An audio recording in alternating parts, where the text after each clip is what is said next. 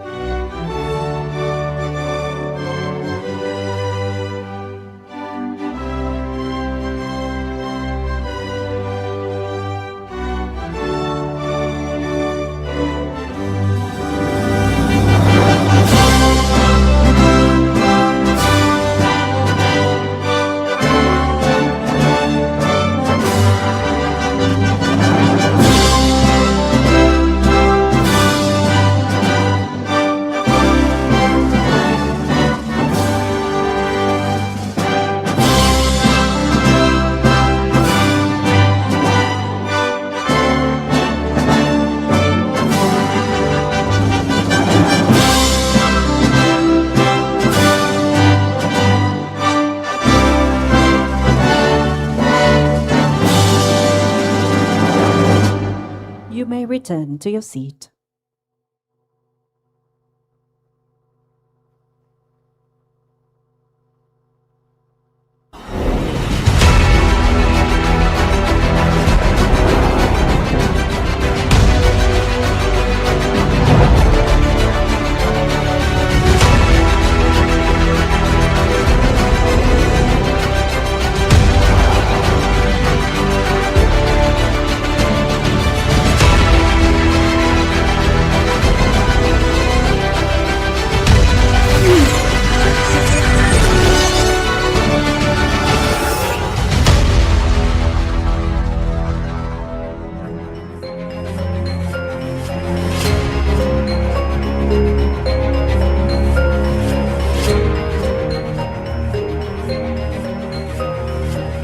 Bismillahirrahmanirrahim. Assalamualaikum warahmatullahi wabarakatuh. Shalom, Om Swastiastu, Namo Buddhaya, Salam Kebajikan, may peace be upon us all. Good morning and welcome to the Transmigration Executive Dialogue 2026. Can we have a big round of applause for all of us here today?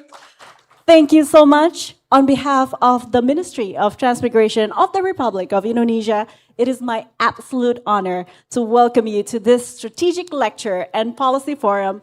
My name is Puri Anindita. It is my pleasure to serve as your host for today's prestigious forum. Our overarching theme for today is the future of transmigration, building resilient transmigration areas through human capital, sustainable industrialization, downstream development, and collaboration. This forum serves as a platform to advance our transmigration transformation.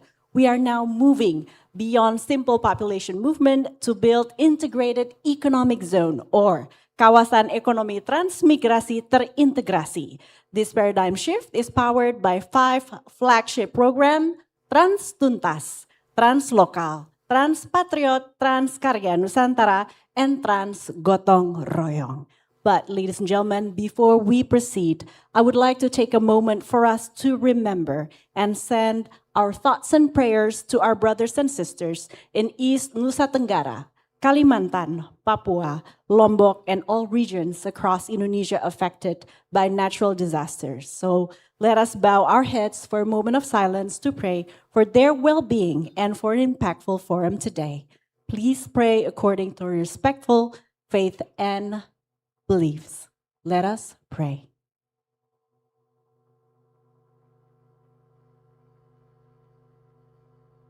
Amen. Ladies and gentlemen, distinguished guests joining us here this morning, please allow me to extend our highest appreciation and warm welcome to His Excellency Mr. M. Iftitah Sulaiman Suryanegara, Minister of Transmigration of the Republic of Indonesia. Welcome, Your Excellency. And we're also delighted to have, of course, Professor Soner Baskaya, Head of the Economic Department at the Adam Smith Business School, University of Glasgow. Yes, ladies and gentlemen, big round of applause. As Professor will soon share his insights on stage, so looking forward to your session, Professor. All government officials, representatives from partner universities, institutions, distinguished guests, speakers, participants here at the venue, and also joining us here today from different parts of Indonesia, more than 1,000 patriots joining us online. So I'm sending all the love from Jakarta. Thank you, patriots, for joining us online. We're truly honored to have you here with us. Without further ado, kicking off our forum today with his welcoming remarks and policy direction, it is my greatest pleasure now to invite to the stage Minister of Transmigration of the Republic of Indonesia, His Excellency Mr. M. Iftitah Sulaiman Suryanegara.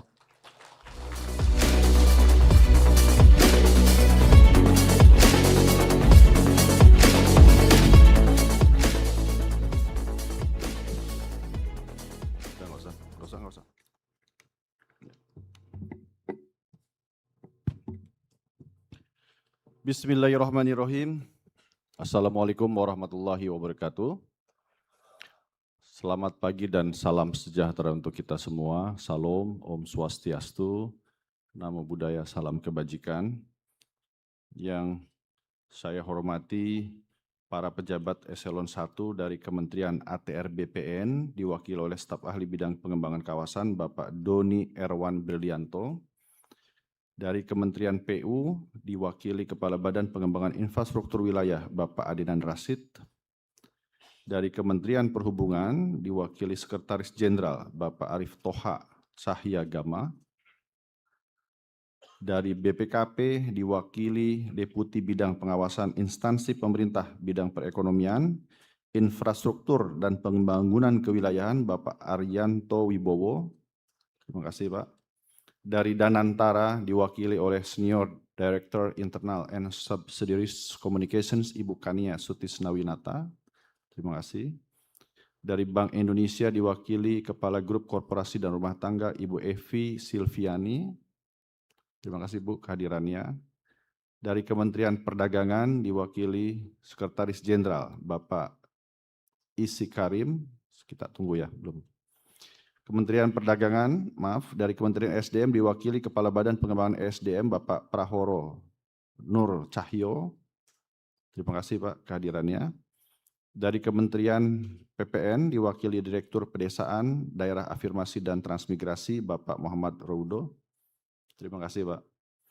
Juga yang saya hormati para perwakilan Rektor Perguruan Tinggi dari ITB, Direktur Eksekutif Multikampus ITB, Ibu Profesor Dr. Sri Mariati. Terima kasih Bu. Deputi Direktur Pengelolaan Internal, Direktorat Eksekutif Multikampus, Ibu Santi Yulianti Rahmat. Kemudian dari IPB, Guru Besar Fakultas Teknik dan Teknologi, Bapak Profesor M. Faid Swaib. Bapak Akbar Hermawan. Kemudian dari Universitas Brawijaya, Direktur Riset dan Pengabdian kepada Masyarakat, Bapak Profesor Lukman Hakim. Terima kasih Pak. Dari Universitas Erlangga, Ketua Lembaga Pengabdian Masyarakat Berkelanjutan, Bapak Profesor Heri Purno Basuki, MSI PhD. Dari UGM, Sekretaris Direktorat Pengabdian kepada Masyarakat, Bapak Dr. Jarod Herusantosa. Terima kasih Pak. Dari ITS, Guru Besar Profesor Muhammad Nur Cahyadi. Dari UI, Wakil Rektor Bapak Profesor Dr. Hamdi Muluk. Terima kasih Pak Profesor. Dari Undip, Wakil Rektor 4 Bapak Wijayanto. Terima kasih Pak. Juga dari Undip, ada dosen Fakultas Ekonomi Bisnis Ibu Esther Sri Astuti Suryaningrum. Terima kasih Bu. Dari Unpad, Direktur Kerjasama dan Kemitraan Alumni, Bapak Profesor Dr. Tommy Perdana. Terima kasih. Kepala Pusat Pengembangan Pengabdian pada Masyarakat Bapak Irfan Jidni, dari Unhas Wakil Rektor 4 Bapak Profesor Suharman Hamzah. Terima kasih Pak. Juga Bu Yayas dari UI yang selalu setia ikut selalu kegiatan Patriot. Terima kasih banyak sekali lagi atas kehadirannya Bapak Ibu sekalian. Saya perlu menyebutkan satu persatu sebagai bentuk apresiasi dan hormat kami dari Kementerian Transmigrasi atas partisipasinya dalam kegiatan ini. Good morning, Professor Sonar Baskaya, distinguished guests, ladies and gentlemen. First of all, I'm delighted that we are gathered here today to welcome Professor Sonar Baskaya, a distinguished economist from the Adam Smith Business School at the University of Glasgow in the United Kingdom. Today is important because we are beginning to take transmigrations beyond a domestic policy discussions and bring it into a global conversation. I was even more encouraged when last night Professor Baskaya described transmigrations as the right program at the right time. I will leave it to Professor Baskaya to explain why he believes this is the case, particularly from the perspective of geopolitics and today's global economic challenges. His observations reminded me of a public lecture I delivered in China last year. A Chinese doctoral student asked me, why is transmigrations important to us? I understood her questions to mean, why should Chinese students study Indonesia's transmigrations program? So instead of giving her a theoretical answer, I asked her a simple question. Do you like durian? She said, yes, very much. I replied, then try growing durian in China. China's annual durian consumption is valued at approximately 137 trillion Indonesian rupiah. Yet its domestic production capacity remains very limited in Hainan. So the gap between domestic supply and consumer demand is therefore enormous. The same applies to coconut and many other tropical commodities. Then I said to her, why not grow them in Indonesia? Indonesia has many regions with the land, climate, and natural potential required to produce durian and coconuts. But we should not stop at simply planting and exporting raw commodities. Let us work together to build an entire economic ecosystems in Indonesia, from research and nurseries to cultivations, processing, logistics, downstream products, and global marketing. The product can serve China, Indonesia, and the rest of the world. The investment can generate returns, but the value added, employment, knowledge, and productive capacity must also grow within Indonesia. The same principle applies to European markets. Indonesia has considerable potential to develop coffee, cocoa, and other commodities that meet European standard and global demands. This is where transmigrations becomes relevant to the world. Transmigrations can connect land, communities, knowledge, technology, investments, industry, and market within one integrated regional economic ecosystem. It is therefore no longer simply about moving people. The future of transmigrations is not about moving people first and hoping that economic opportunities will eventually follow. It is about creating the economic opportunity first, preparing the jobs and the conditions for a decent life, and then enabling people to move voluntarily, safely, and with certainty about their future. Ladies and gentlemen, I was also pleased that Professor Baskaya took the time to study our 5 flagship programs. The first is Transtuntas.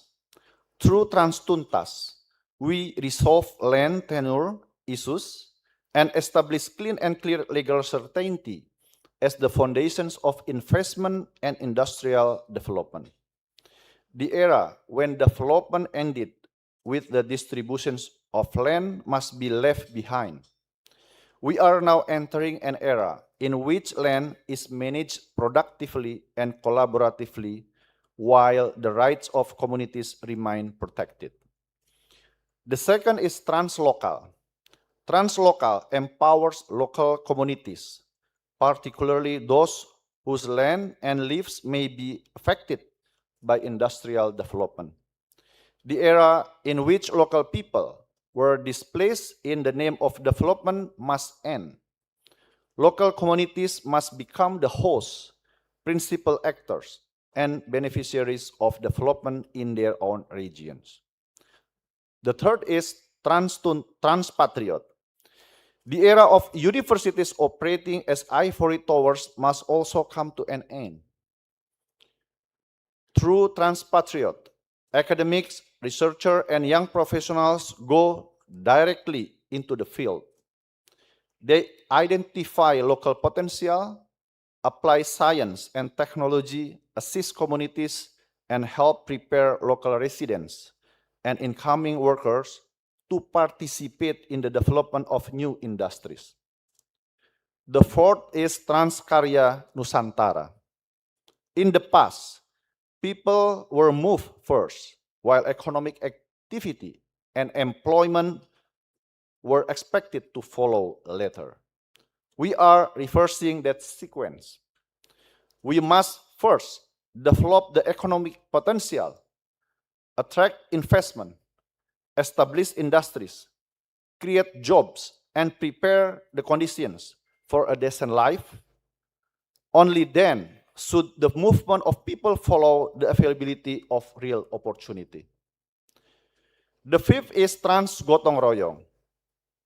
No single ministry can build a new center of economic growth alone. Trans gotong royong brings together ministries, government institutions, local governments, universities, businesses, and communities to develop transmigration areas in accordance with an integrated spatial and economic plan. The era of fragmented and sporadic development must end. It must be replaced by integrated development in which infrastructure, industry, housing, education, healthcare, human capital, and environmental protection support one another. After examining these 5 programs, Professor Baskaya strengthened our belief that this is how transmigration should be understood today. Not merely as the movement of people, but as the development of new center of economic growth that are inclusive, equitable, and sustainable. This approach is particularly relevant to Indonesia as an archipelagic nation. Economic activity cannot remain concentrated in only a few islands or major cities. We must create new centers of growth across the country, closer to our natural resources and closer to the communities that should benefit from them. Therefore, the future success of transmigrations should not be measured simply by how many people are moved or how many hectares of land are allocated. It must be measured by how much value is created, how many productive jobs are generated, how significantly people's incomes improve, how strongly local communities participate, and whether regions can eventually sustain its own economic development. Ladies and gentlemen, today we have the opportunity to examine these visions from a wider global perspective. How can regional industrializations create more productive and better paid employment? How can local communities and businesses participate in longer value chain? How can investment, finance, technology, and human capital work together? And how can new economic regions remain resilient amid geopolitical uncertainty and global economic change? I will not attempt to answer all those questions this morning. That is why Professor Baskaya is here. Let us listen to his lecture with open minds. Let us allow him not only to support our ideas, but also to challenge our assumptions, identify the risks we may overlook, and help us understand what must be done for these transformations to succeed. I would like to thank all of our distinguished guests for being here, and in particular, I would like to express my sincere appreciations to Professor Sunar Baskaya for accepting our invitations and sharing his knowledge and perspective with us. Professor Baskaya, welcome. We are honored to have you with us. Ladies and gentlemen, I hope you enjoy the lecture. Thank you. Wassalamualaikum warahmatullahi wabarakatuh. Salam warahmatullahi wabarakatuh.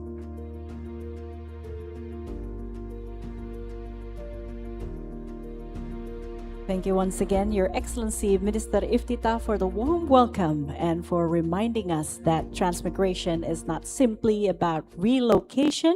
It is more about creating productive economic ecosystem, strengthening human capital, and ensuring that communities can participate fully in Indonesia's broader economic transformation, which will bring us to our next session, ladies and gentlemen.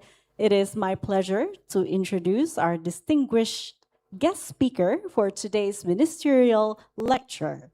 Professor Soner Baskaya is head of the Department of Economics at the Adam Smith Business School, University of Glasgow, an expert in international macroeconomic and policy evaluation. With a PhD from Brown University, his research offers valuable insights into building high-impact public institutions. Today, he will explore how transmigration can power resilient communities and sustainable economic growth. Following his lecture, we will open the floor for an interactive question and answer. Without further ado, let's give Indonesia's warm welcome to Professor Soner Baskaya.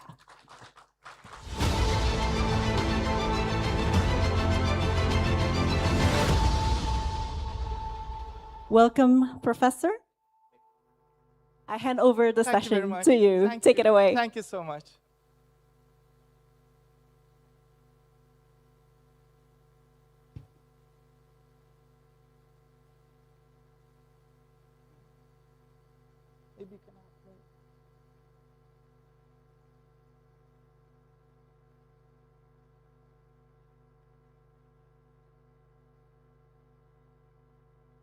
We're pulling up the slides. Okay. Can I also have it in this? Our organizer will help you with the slide transition if necessary.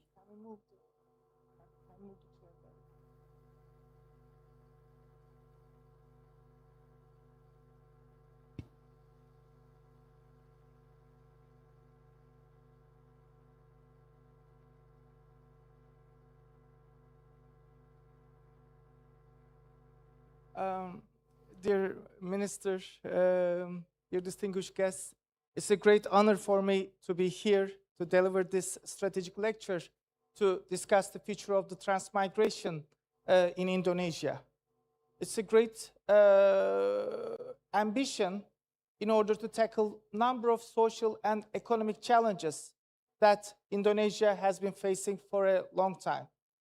And in my lecture today, I'm going to both highlight the opportunities and also risks so that the future of transmigration policies can be following on firm grounds. And it's my great pleasure to reflect my thoughts, and also I'm really looking forward to your questions for an interactive discussion. So, without further ado, I can start. As you see, the title of the presentation is From Transmigration to Productive Regional Transformation. So this is all about how we can make use of the transmigration program with combination of the right elements, including the global economic outlook, including the institutions, including the different capacities, both social and economic, to achieve certain outcomes. And those outcomes maybe on one side can be measured by how much transformation there will be in terms of the regional social and economic outcomes. This can be measured in different ways. But I think, as Minister also said towards the end of his introductory remarks, the key thing will be how attractive, inclusive, and resilient system can be produced so that the gains from this program can be sustained to the long run. But before starting with my points, I want to start with the general picture. First, the challenging question is the following. Can public policy change the productive characteristics of a place? When we talk about the place, of course, this can be a unit like a city, town, but for the case of Indonesia, where the diverse geographic challenges are with us, this comes with the particular question of whether the policy can transform the economic potential and the connectivity of each place to the rest of the economy. Because at the end of the day, if places remain as islands as they are geographically are, then there may be very limited room for benefiting from this. Therefore, the key question becomes, how can we make the different regions, different places, attractive enough to, for the people, for the skill to move, for the investment to move, for the knowledge to move, and eventually for that ecosystem becomes a sustainable, long-lasting outcome. I think the key question here is why regional transformation matters now. It's a question for not only Indonesia, but for many other countries. We are going through a period of geopolitical fragmentation in which we are all thinking through the reconfiguration and re-understanding, reinvention of the meanings of global economic cooperation. We are all thinking through how the new international setting will matter for the patterns of collaboration across countries. And this thing will be transforming many countries at the same time. Needless to say, because of the changing global outlook, some countries will be negatively affected. If you look at the IMF, World Bank, or different organizations, we already start seeing that the potential growth of the countries has been decreasing due to a more and more fragmented international economic outlook. However, some of the countries will have different experiences than the others. If we look at, for example, the terminology of connector countries, in a period where the global fragmentation and the emergence of maybe multipolar economic powers, we can easily think about some countries having the role to connect different countries and different economic structures. And this may be something that may be opening some benefits or some advantages.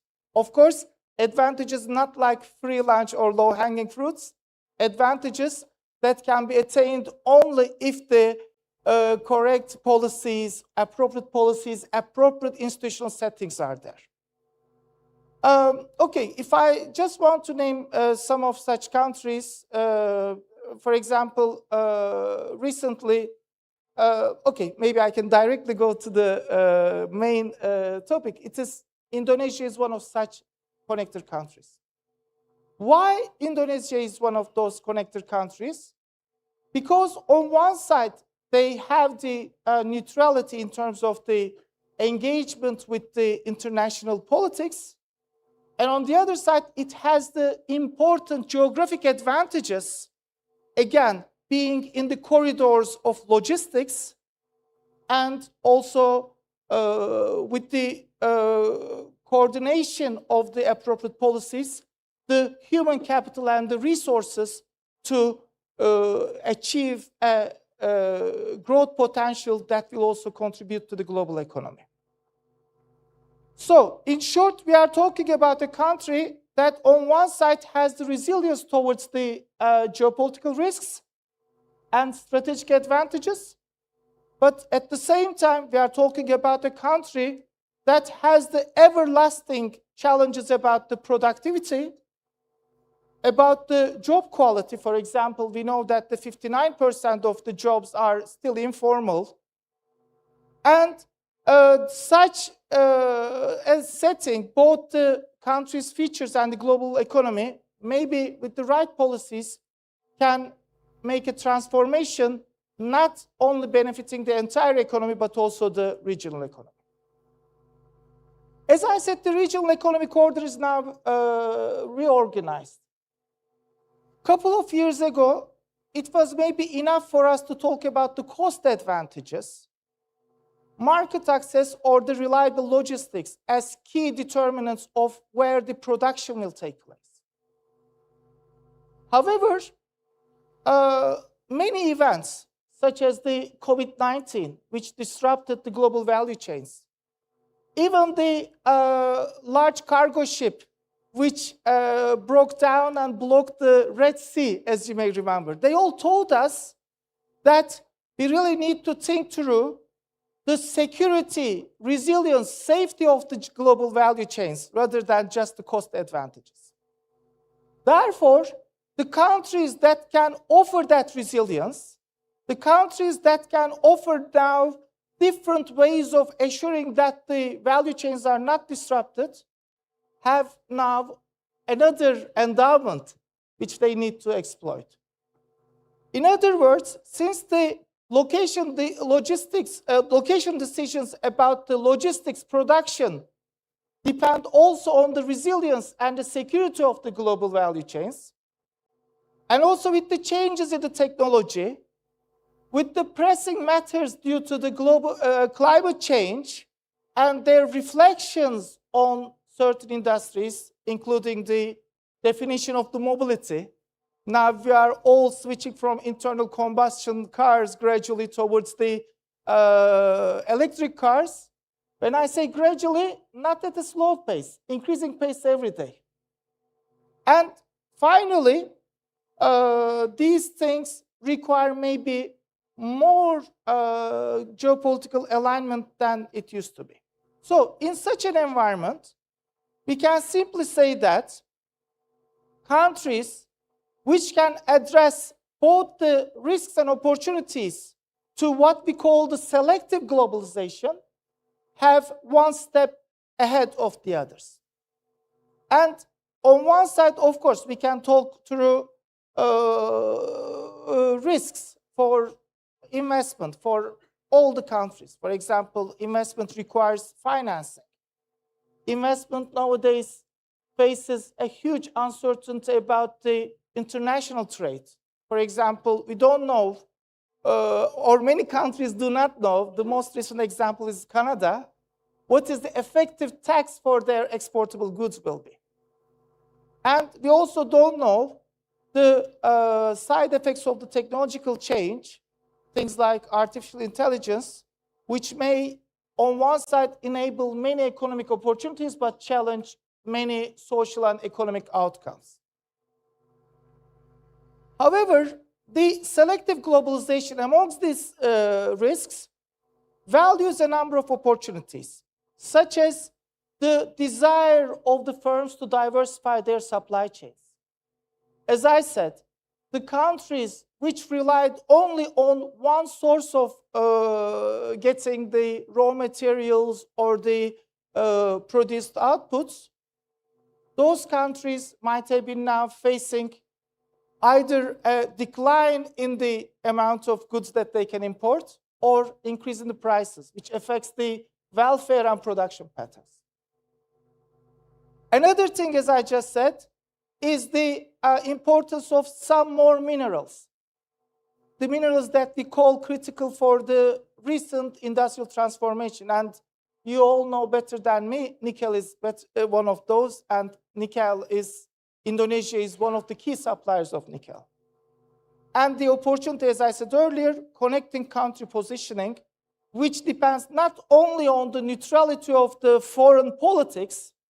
So we can talk about Indonesia being very easily engaging in negotiations and collaborations with different countries at the same time, while also enjoying great benefits of its geography sitting in very important part of the South Asia. So therefore, we are talking about a country that has the potential to attract FDI, but at the same time, a country that should be mindful, as all other countries, that the incentives to attract FDI, the foreign direct investment, has been changed. In the past, tax relief, subsidies, providing land, or making sure that the operating costs are low, including the cost of labor, were the big magnets, big pull factors for successful FDI. However, now the world is looking for reliable infrastructure, predictable rules, a functional ecosystem, and, as I said, the ability for a country to provide resilience as part of the global value chains. And these are, on one side, the advantages, on the other side, the checklists or the scorecards of every country that needs to maintain or attract foreign direct investment. So, having talked about Indonesia's important advantages like the geopolitical neutrality, or having the geographic advantages, or having access to the critical minerals as the global pull factors that can make Indonesia attractive for the foreign direct investment, we can also think through some domestic economic challenges which can, on one side, increase the ambitions for attracting FDI. But again, these are not coming as free or low-hanging fruits. And also, the motivations for what we are talking today, the ambition to build the sustainable ecosystem for achieving regional development and combining those regional development areas into a bigger economic area. Okay, on one side, we are talking about a country where the growth rate is resilient. We are talking about a country which achieved, maybe due to the post-1997-98 crisis, institutional reforms, including the fiscal rule, including the institutional capacities supporting both the price stability and financial stability. We are talking about a country that is maybe a source of envy for many countries in terms of the growth rate that they achieve. I mean, sustainably achieving a growth more than 5%. This is coming at a period where, if you just look at, for example, IMF forecast in the World Economic Outlook, the forecast of IMF is going down and down and down in every year since the COVID. And the global growth rate is predicted to be around 3%. So we are talking about a country much beyond that, but also potential to go beyond that. However, as one of the motivators for the ongoing ambitions, I think one of the things is the low level of job quality and the dispersions in the productivity. When I say job quality, I'm referring to different things, including the informality, including the low income levels. And another thing that really derives ambition for such a policy, so we should think about all things as the common denominator which should bring all the institutions for this common goal. And one of such things is the persistent regional disparities. So on one side, Jakarta or the places on Java has very high living standards and economic activity, but we don't see the same thing in the rest of the country. And one final thing, at least among many other things, is countries not living up to the potentials, maybe until recently. Now I know there are different policies, in terms of not tapping the high value added from its resources. In particular, so far, the activities has relied a lot on agriculture or mining without thinking through the value added. So all these things bring us to the question of how can we use the Indonesia's structural advantages in a way that both we think about the long-term high growth rates, but also regional development. And for that thing, we may be thinking about the advantages like the economic scale. We are talking about a country with 280 million people. We are talking about a country that can still remain resilient when the foreign demand is poor because of the high demographic dividend, because of the demographic profile and potential domestic demand. We are talking about a country with natural resources. We are talking about a country with a strategic positioning among the Asian countries.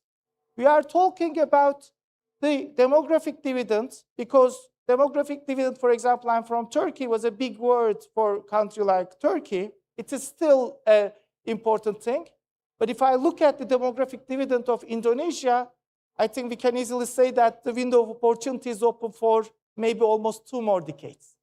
So this is something important, which can affect the investment climate. And finally, the strategic flexibility, which are all the functions of the international policies.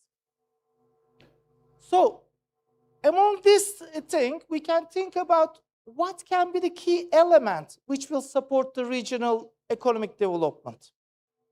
In other words, the question is, how can we act upon changing the geography of opportunity through increasing the productivity, connectivity, and coordinated ecosystem building? And for that thing, of course, the policy objectives and the actions of the Ministry of Transmigration plays a very important role.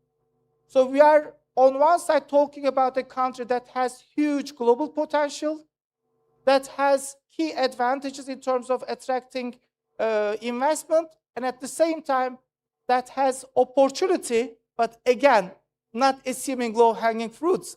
They are all coming with challenges to transform the geography of opportunity in a way that the economy benefits both at the aggregate level and at the regional level. And for that thing, there needs to be a change in the mindset. That mindset change is already there. And I showed my great enthusiasm also yesterday during our conversations.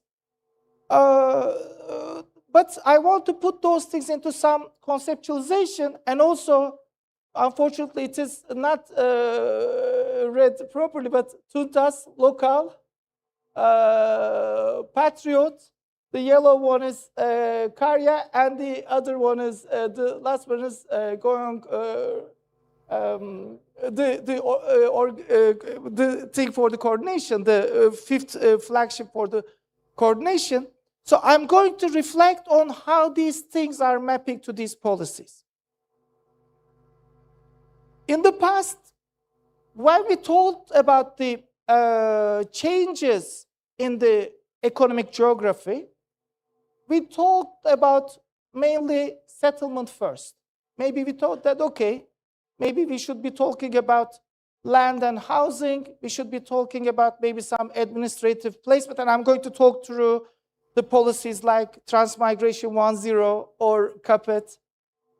Then we just hoped for the economic activity to follow. And we just hoped for these policies would generate self-sustaining outcomes. And unfortunately, they didn't. It requires a change in the paradigm which prioritizes the opportunities rather than the settlement or place-based policies. It should come with a credible position of what the ultimate objective is, how it will be achieved in coordination of different policy bodies, and it should be supported by incentives for the investment, incentives for human capital, incentives for making sure that the knowledge spillovers are there, knowledge are produced jointly with private sector, universities, and the human elements themselves. And finally, it should be about making sure that skills and the voluntary mobility will follow. So therefore, we are talking about the need for building sustainable economic systems which address the regional growth and development challenges, which will eventually contribute to the overall picture. And for that thing, based on the previous examples, we are talking about different elements. For example, how are the property rights will be affected from this thing? Is it going to be, okay, it may be legal, but is it going to be viewed as legitimate by the local stakeholders? This is a question both for those who move to the new areas and those who welcome the migrants. Hopefully, for them to welcome, we need to make sure that appropriate legal structures, property rights, social structures are all there. And once the trust and social coherence is there, then you may be talking about opportunities for the firms to create business, to create jobs, to make investment. Of course, this will require, on one side, firms linking to the suppliers, on the other side, firms tapping into the appropriate pool for skills. This will be key for making productivity higher, and this will be important for some sort of a flywheel, some sort of a self-sustaining system where the reinvestment becomes the next round of the sustainable ecosystem. But that thing requires an active government policy that goes beyond just saying we are moving the people or we are moving the firms. It requires active policies understanding the challenges which prevented the people to move, then to settle and then to integrate, which prevented the firms to move and then expand their production by scaling up. And this requires, for a diverse country like Indonesia, going to customize local understanding of the problems and local solutions. Not only for the industries and not only for the geographies. In other words, as I will argue later, for this policy's success, first thing will be to make sure that there are the tailor-made solutions for the regions. But the tailor-made solutions which will come with the collaboration of different government bodies, different stakeholders like the private sector, universities, and the human capital. So, the central proposition for successful transmigration is the following. The successful transmigration should build on people, places, firms, and institutions at the same time. So in the past, maybe it was just moving the people. It was just giving the firms tax incentives. But it's all about coordinating all these stakeholders to make sure that the sustainable and resilient opportunities are built, and the people and firms then follow these opportunities for a deeper engagement. And therefore, we need to think through what the initial endowments of the country is and how we can make use of these endowments to transform the economic and social activities. We know that the land, climate, resources such as I said, important agriculture products or important minerals, they may be all important things, but the point is not relying on exporting minerals or the agricultural products. Or the distance may be one of the advantages. However, the key thing that the country should be looking for is building the institutions which will make sure that there is the appropriate human capital infrastructure. There is the appetite from the people in the firms in the supply chain. There is the appetite for the markets, for the things that the country produces, as Minister mentioned about the durian from China. And there is the institutional capacity to produce knowledge and to retain it. But at each and every point questioning whether that knowledge is relevant for the very point in time and also for the dispersed geographies. So it's all about implementing coherent policies, but continuously questioning and reflecting on the lessons learned and questions that need to be addressed further. The regional productivity in this case is clearly depending on the complementarities between these four elements. Infrastructure is nothing if it's not matched with the productive investment. Skills may not mean much if they are not matched with the opportunities. Financial resources may not mean much if they are not matched with the bankable investments. And research capacity may not mean much if they are matched with the absorptive capacity. Therefore, we are talking about a program which thinks through the need to exploit and internalize all the spillovers, all the complementarities to make sure that we have a resilient system to achieve the regional productivity. And if we just go through quickly over the 5 flagship programs, of course, we need to be mindful of the following. First of all, each flagship program, allow me to use maybe the wrong language, has very limited capacity without the others. In other words, the success of each flagship program depends on the success and the execution of the others.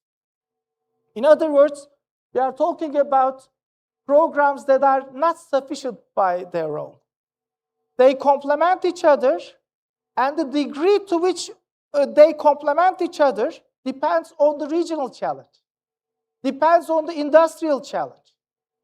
In some cases, maybe we will be needing more elements of local, especially if there are the legacy of maybe difficulties about the social capacity building in diverse environments.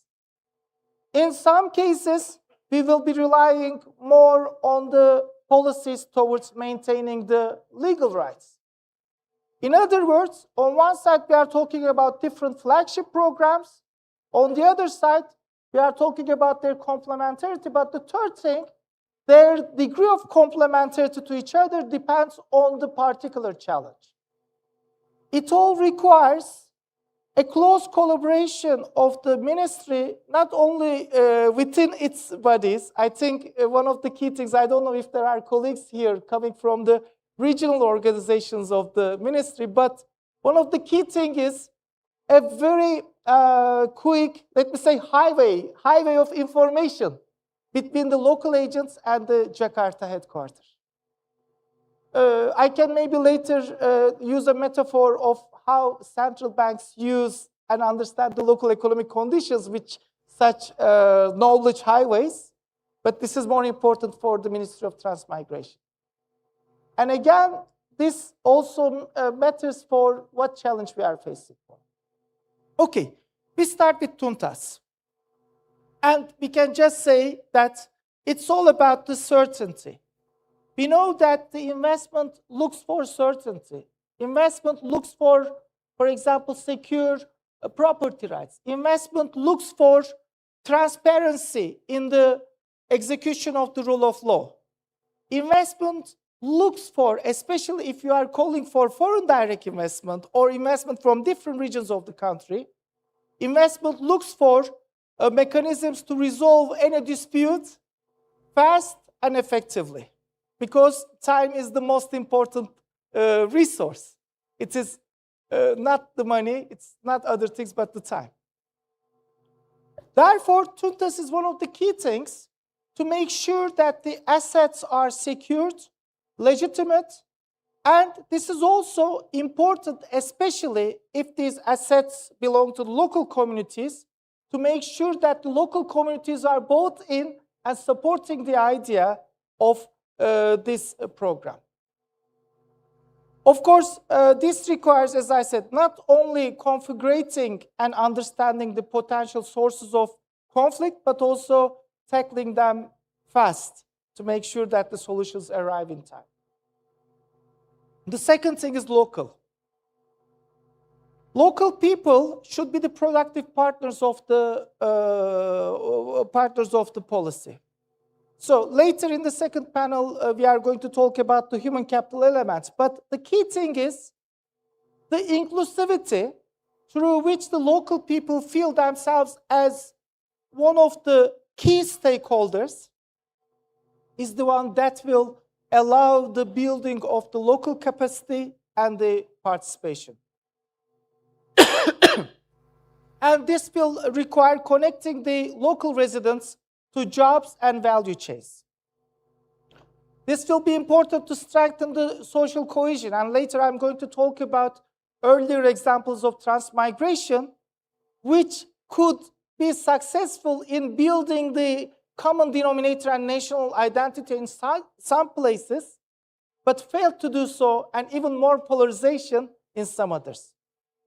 Therefore, local is very important to make sure that both the migrants and the local communities are inclusive partners where they come to the common understanding that they need each other for realizing the synergies and to achieve the productivity, income, and welfare gains. The third one is the patriot, and this is quite a challenging one. I'm not saying the others are not, but this is about making sure that you deploy the appropriate skills to the appropriate locations so that there is no skill mismatch, there is no push factors kicking in, like the detachment of the deployed expertise with the local economic and social realities. And this is something that will be key for maintaining the resilience. This requires diagnosing the local capability gaps. And therefore, now we are coming again one more time to the importance of why we need very strong local organizations within the ministry. These are the experts that matches with the real problems. Both, I'm talking about here the ministry experts, but at the same time, I'm talking about the human capital that's deployed to transfer the capability to make sure that they connect with the firms, local stakeholders, including the market participants and the universities. This requires not only self-training for the people who go there, because I mean having the best degree from the best engineering school is not sufficient to readily deployable human capital. They need to also adapt. But their adoption process will also require transferring their knowledge to the local counterparties. And we know that I can reflect on some sort of agglomeration patterns in Turkey, for example. If you look at Turkey, we have a regional challenge in the sense that many of the high value-added companies are all clustered around Istanbul. You can ask, okay, there are cost advantages in Central Anatolia. You can ask, there are cost advantages in southeast part of the Turkey, but why, despite knowing that they will be paying a high salary to the engineer, high salary to unskilled labor near Istanbul, why they are still there? Because they know that those unskilled workers are already trained by the institutional cultures and the skilled labor around them. In other words, the Patriot is about not only transferring the human capital, but also making sure that the human capital transfers and spillovers are realized through the engagement with the local stakeholders. And it requires a huge persistent test. The big question is the human capital capacity will still be there if somebody deployed there for 5 years will, let's say, relocate to Jakarta or any other place? The fourth one is Karya, which is about converting the capability into investment and jobs. This is about keeping the investment climate appropriate to build the entrepreneurship and engagement of the suppliers. Not necessary, but in some cases it may be about finding and determining an anchor firm and connecting the anchor firm to the local production. It may both come with technology transfers and also even with more understanding of anchors for the other similar industries or the businesses to reconsider relocating to the areas of opportunity, if I may say. Of course, this needs to be supported by appropriate standards, appropriate certifications, and it should be also taught as not only part of the regional economic climate, but also part of the bigger picture of how these firms can engage and integrate into domestic value chains and international value chains. And as I said at the beginning, Indonesia is, along with very few countries maybe, is going through one of the key advantages during all these global reconfiguration area. Then the key test will be, are the firms going to enter, upgrade, or diversify by themselves after following a couple of years? And the last thing is the Gotong Royong, which is making sure that all the coordination is there among the stakeholders, among the different parts of the policies, among the different geographies, because it's all about matching the instruments with objectives, matching the institutional capacities with the needs. For example, making sure that appropriate risk sharing and backstoppers are there, making sure that the public and private commitments are well coordinated, and making sure that the ecosystem is emerging into something that is ready for reinvestment and self-sustainability. So these are the 5 flagship programs. Why they are important? Because on one side, we are talking about certain characteristics learned on the basis of earlier examples. For example, if you look at the Transmigration or the CAPET program, one of the risks that are maybe still live is the weak market formation risk. In other words, all these attempts, if not coordinated properly, may fail to generate, for example, domestic markets or integration into, for imagining the integration into foreign markets, we should first imagine the establishment of the local markets and integrating into domestic value chains. And therefore, different flagship programs play different roles. For example, Tuntas here is very important to secure the land, property rights, and services. On one side, this is going to be helpful in buying in or including the local communities, but at the same time, it will allow for example, the emergence of collateralizable assets that will later be used part of the financial needs when scaling up or investments. Again, weak market formation risk can also be addressed with the program local, because the market is, as we all know, all about interactions. What is the simplest unit of interaction? Interaction within the family. Then interaction within the neighborhood, interaction within the village, interaction within the city. Okay, what if the diversities prevent those interactions? What if there are, let's say, legacies of social path-dependent differences which make these community building difficult? So the program local is important for thinking through how to achieve interaction, how to achieve participation, how to achieve communication and changing ideas to make sure that eventually these people also interact in the marketplace. For example, labor market, an interaction between an employee and an employer, interaction between different employees. But the market formation requires that interaction. And Gotong Royong, as I said, is the key for coordination. What about the capability risk? Okay, you may have big ambitions, but there may be some risks towards achieving the capacities. Patriot, as we already saw, is very important for making sure that correct set of skills are built and matched with the regional necessities, and then this knowledge is shared with different stakeholders. Karya is important to build suppliers and firms, and again, Gotong Royong is important, for example, for mobilizing finance or to make sure that skill match and the investment ambitions are all going together.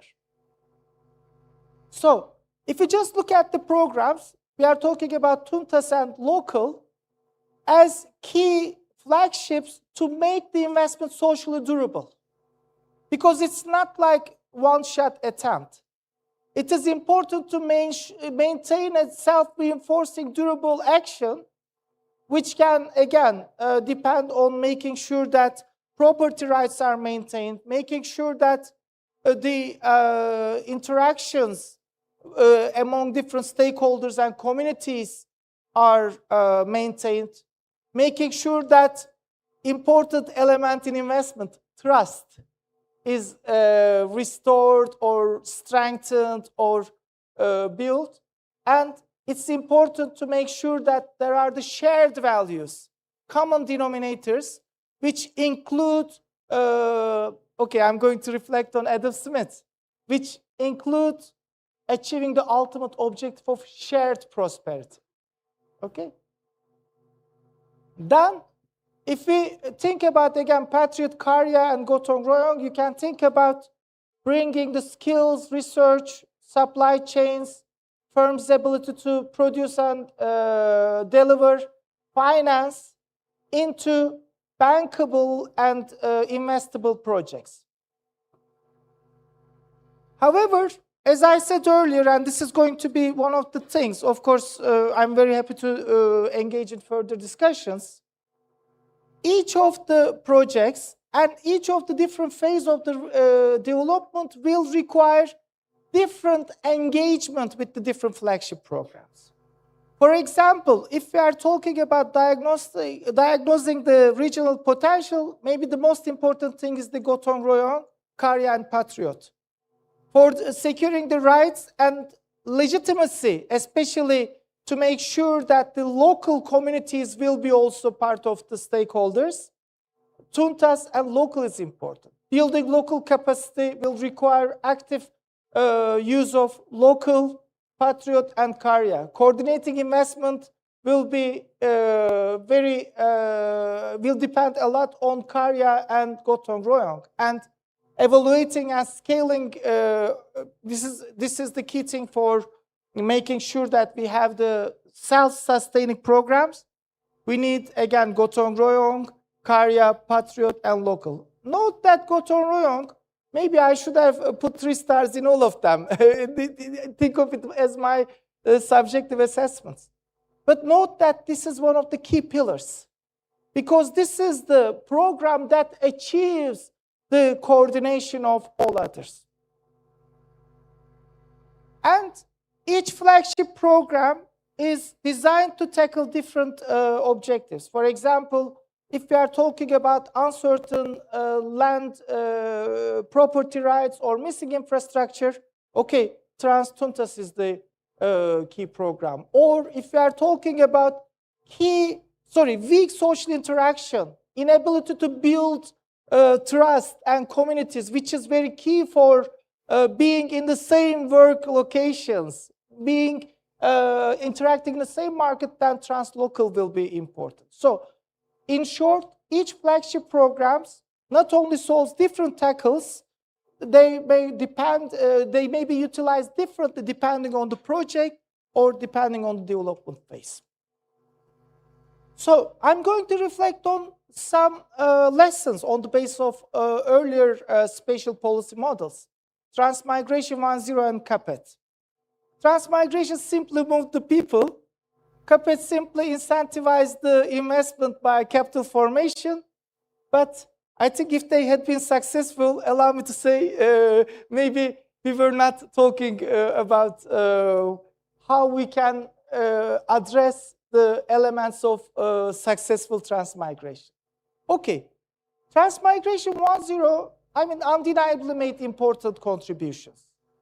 But it came also with limited success. What type of contributions it made? First of all, the challenge was partly based on relocating the population away from already crowded Java.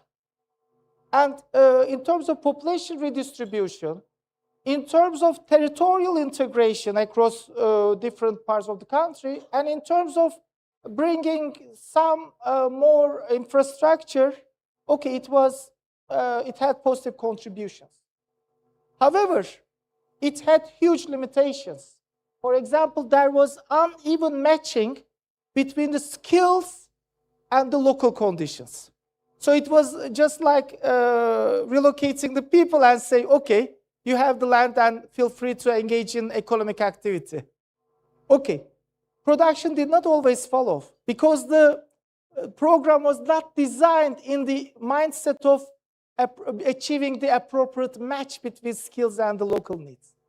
And there were varying levels of social integration.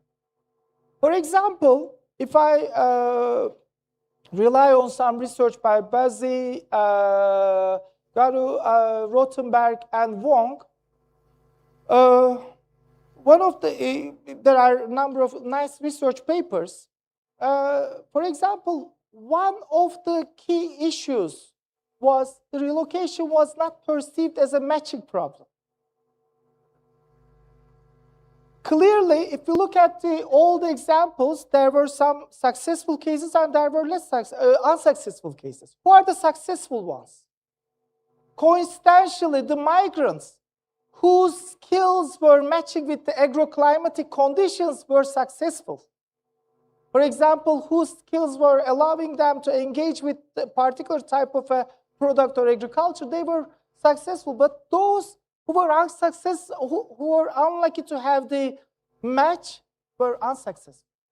And this can raise questions about the sustainability of the program. Human capital was partly location-specific, and in particular, we did not observe people who moved to the new areas teach their skills to the other people around them. Because again, it was not meant with the idea, just as we have the Patriot program, it was not set with the mindset of how you can transfer the human skills into the local economic ecosystem. And adaptation was possible, but it was slow and incomplete. In particular, there was not much of elements about retaining the skills or bringing in complementary capital.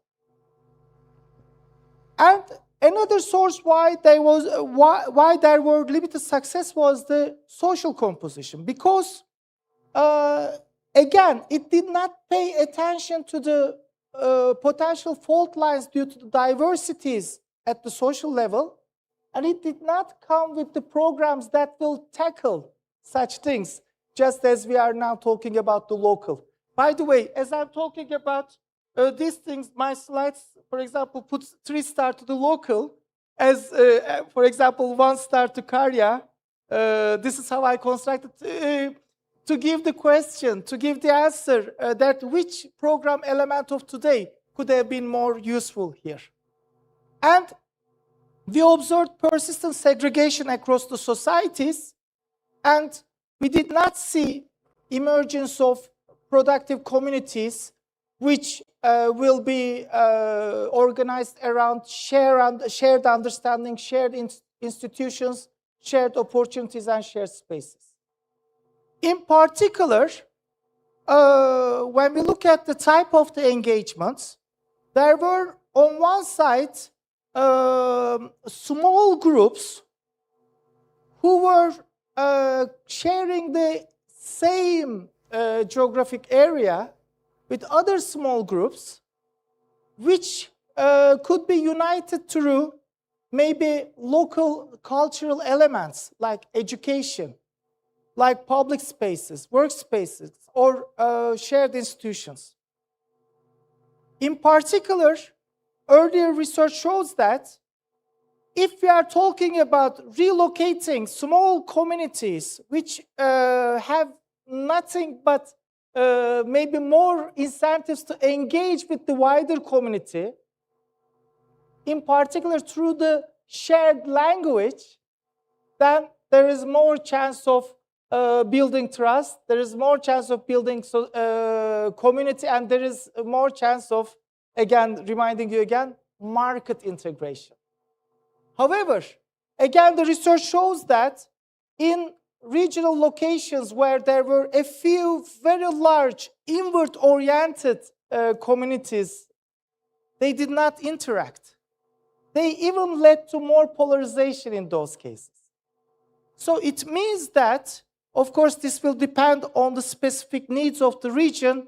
We do need to consider the appropriate match, both between the skills and also appropriate match between the cultures and the understandings to make sure that we are contributing to the building of one of the most important institutions, trust, and the ability to interact.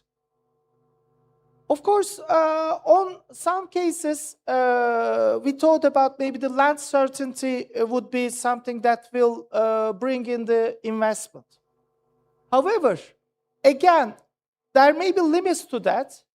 In particular, just assigning formal title to the land may not be enough to resolve the historical conflicts, or may not be enough to make sure that the societies engage with economic and social activities. In particular, there may be more room for making sure that these claims are transparent, the mechanism of both benefit sharing and also the conflict resolution, in particular, fast and effective solution of the disputes, are very important. So without these elements, we saw in the past that, okay, you might be just distributing the land titles, but it may not be next step forward for economic success.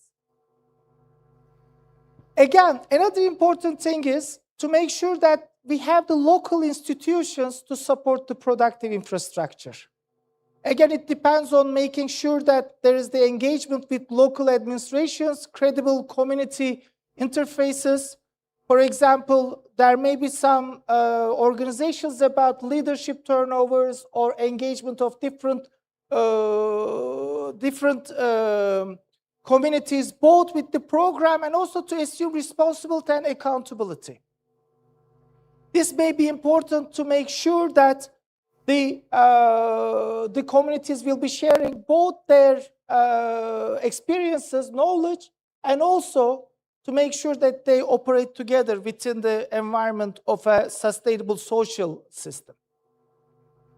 Of course, another lesson from past is spatial transformation requires conflict anticipation, because depending on different locations or depending on the changes in the market prices even, there may be unintended consequences, there may be unanticipated differences. For example, all of a sudden the regional development may be affecting the land prices, or it may be affecting migration patterns, or it may be affecting the job and specialization patterns.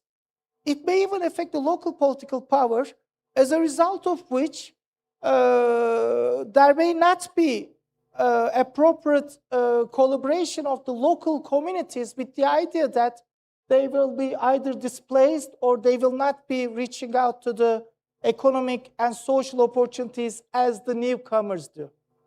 So therefore, we need to make sure that we have the appropriate social cohesion indicators, we have the effective grievance systems in case there are disputes, and more importantly, maybe, because it's always, it is something that we learn in central banks as well. The most effective policy is the preemptive one, not the one that kicks in after the risk emerges or the conflict emerges. Therefore, maybe there is also, again, there's a role for the regional employees of the ministry. Maybe there is important room for the early warning systems to make sure that the potential conflicts are anticipated in real time without due. So, therefore, in the conflict prevention and preventing the social systems, we need to make sure that there are the appropriate mechanisms to anticipate the problem, to listen to the stakeholders, and to coordinate both the expectations and the beliefs to make sure that the desire for the common shared prosperity is still there to achieve. And therefore, okay, another thing is the, of course, transpatriot, whose main role should be to make sure that the local capacities and the human capital is retained. So it should not be perceived as just, you know, a temporary talent mission where you dispatch some, let's say, high-skilled employees or humans, and then just hope them that they will be generating knowledge spillovers and ecosystems. So, in a sense, and I will be talking a lot about this thing in the later in one of the panels, it should be about deploying the appropriate skills, connecting them both with the local institutions as well as the firms, local firms, nationwide firms, universities. Universities are very, very important in this thing because universities can also serve as the local laboratories to report and analytically report and feedback on what's working and what should be done further for the effectiveness of the policy.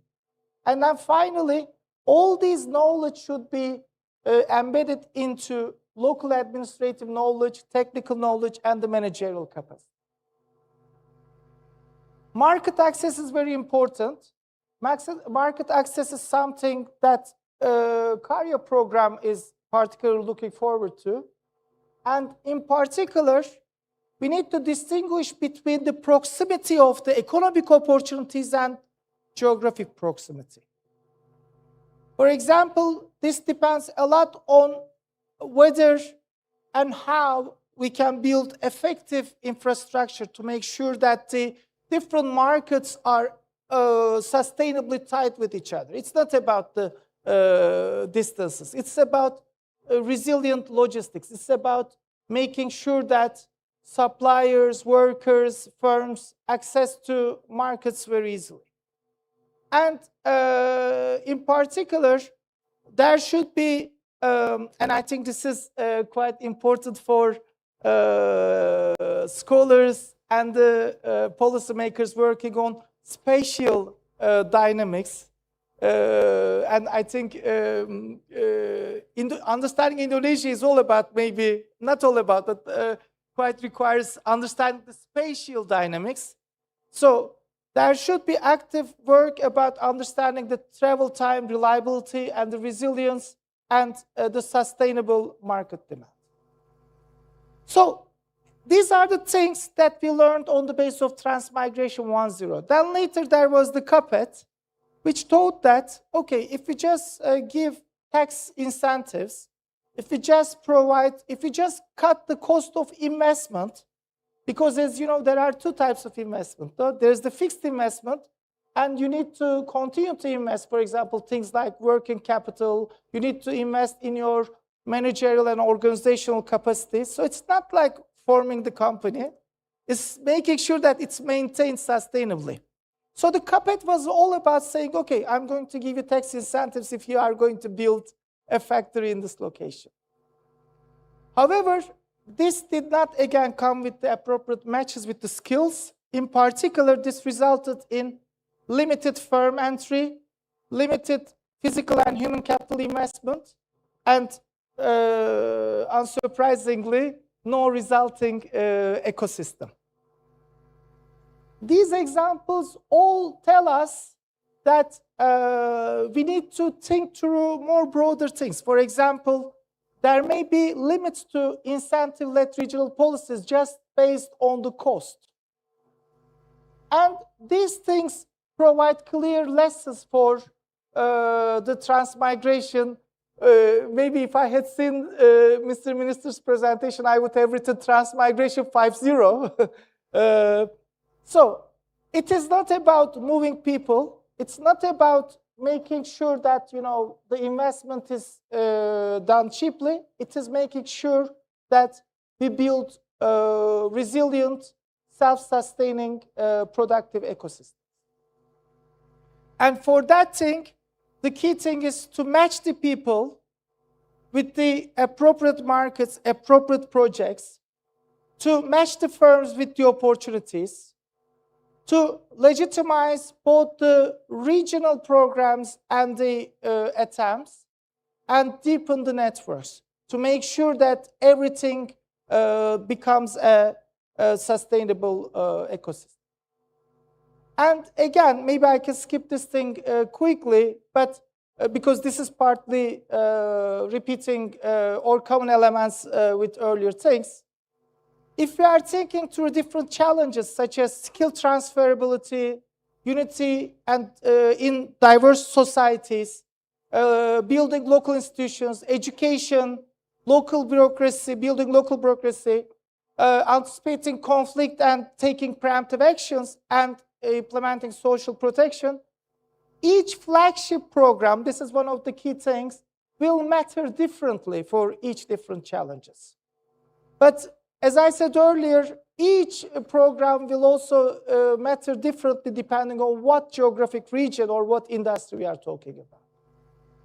So if we just think about CAT as the integrated transmigration economic zones as a part of wider economic network, we can start with different questions, which requires maybe collaboration and coordination with other ministries and other government bodies, and also the private sector.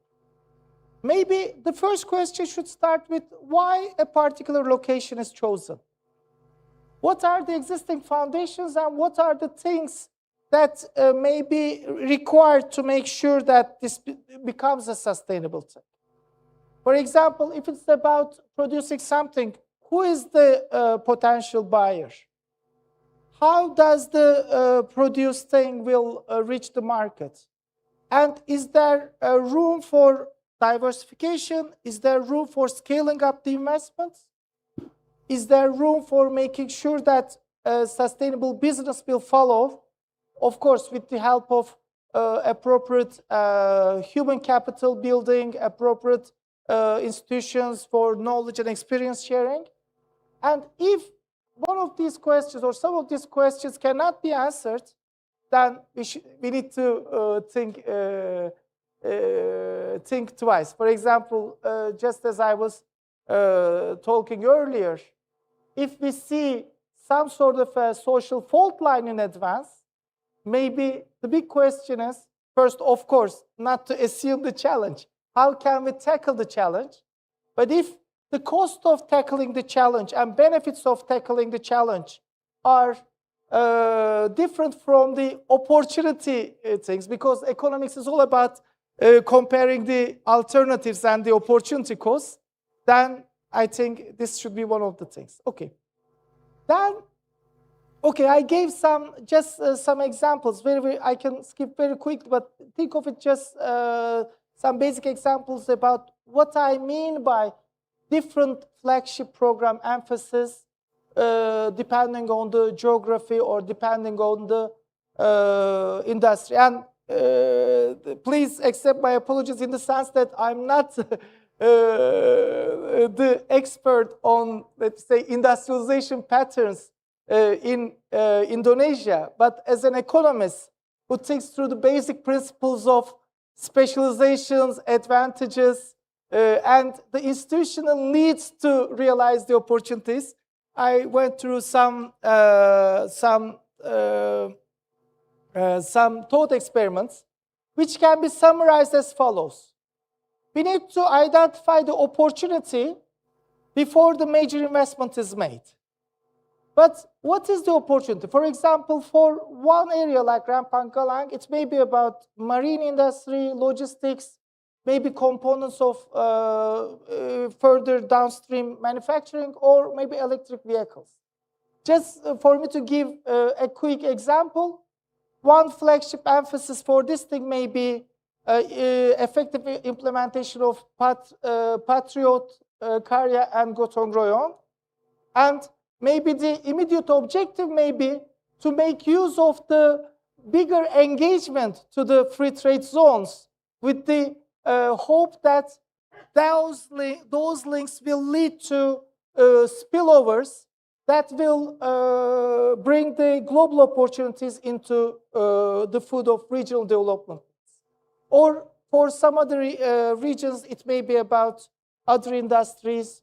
For example, agro-processing may require, as I said, a deeper engagement with Tuntas or Karya. So these are all about saying different programs are important for different elements of the portfolio.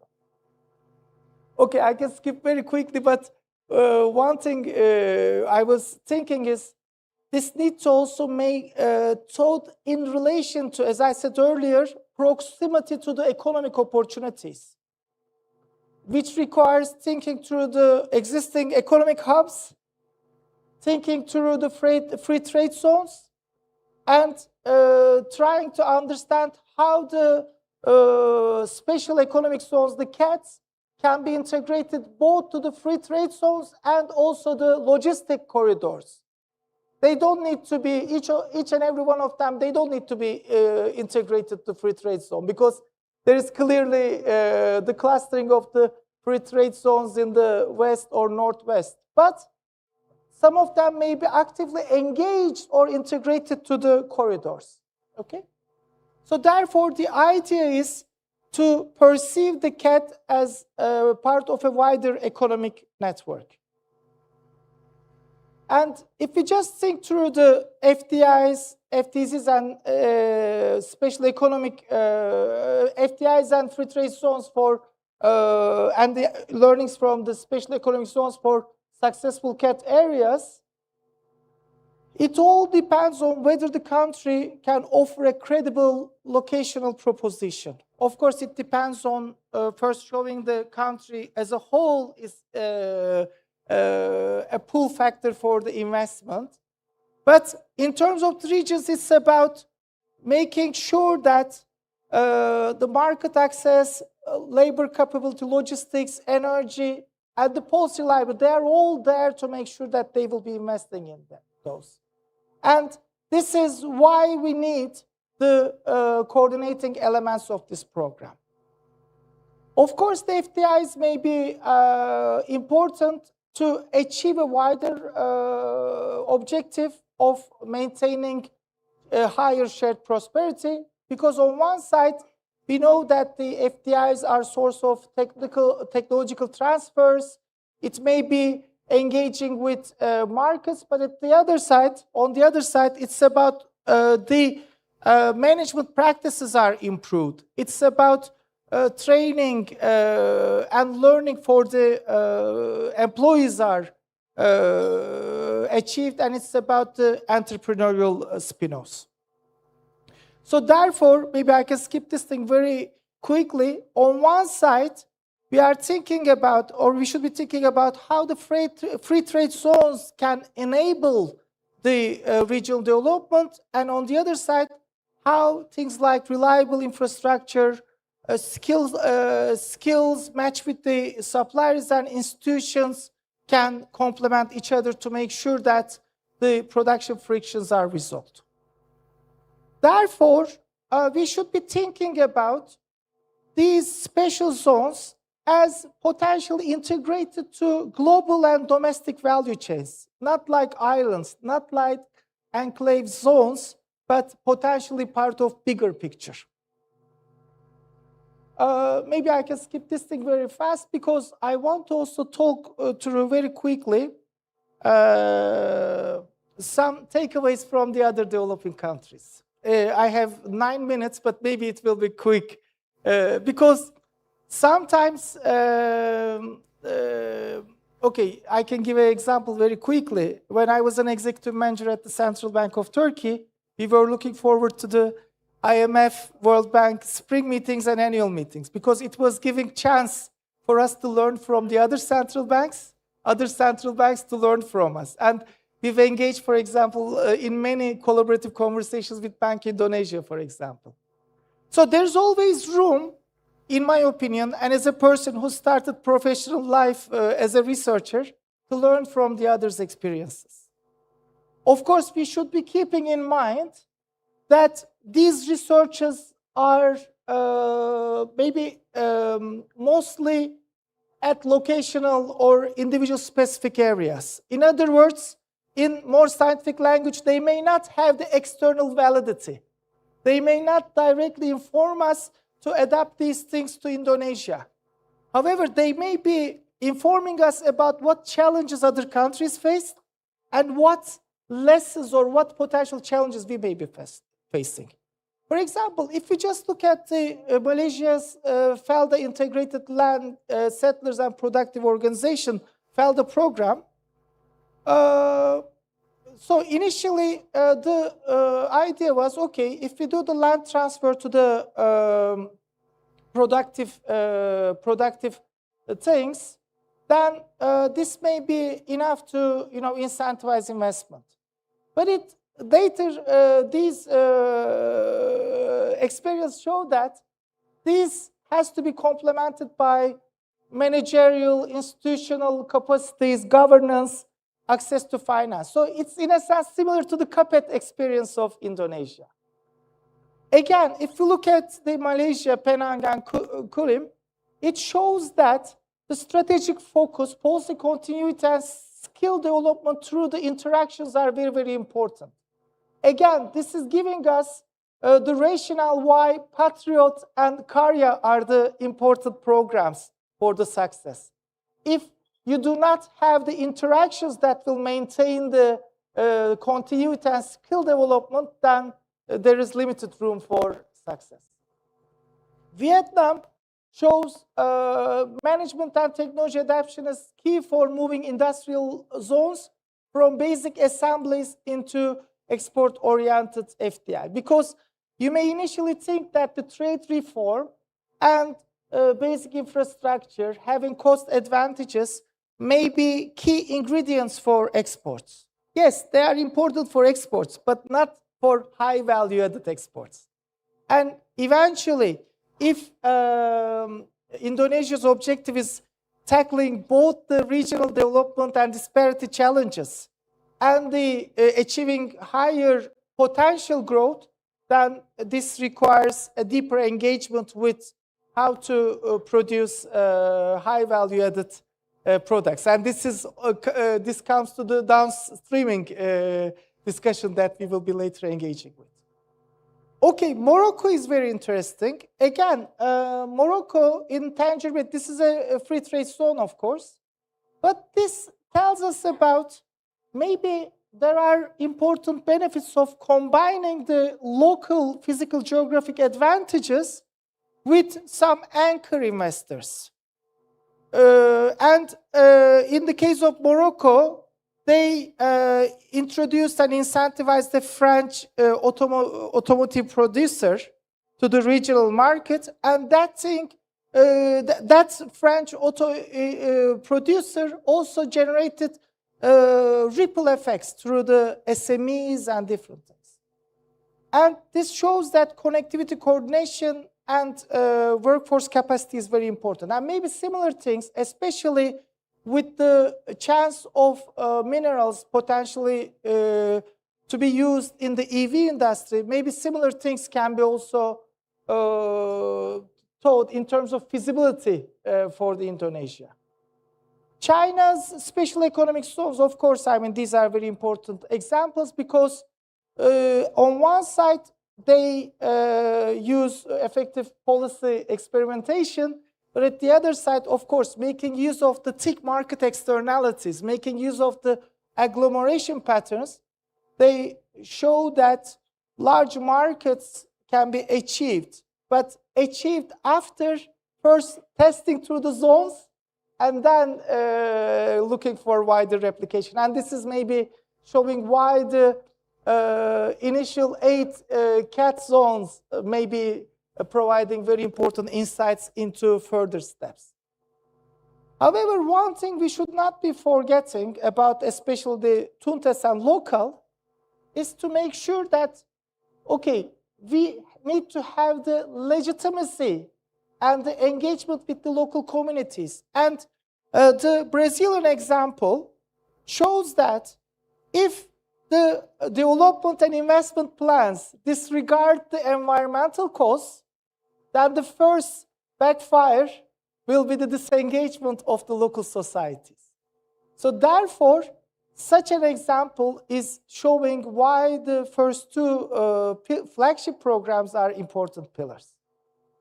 So, in short, if we are, and I think I was good in time, I have 3 minutes.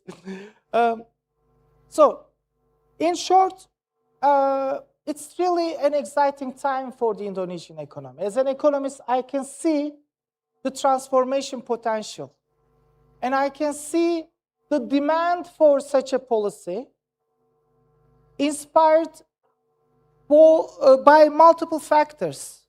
On one side, changes in the global economic outlook, changes in what we perceived as effective investments, what we perceived as effective patterns of specialization.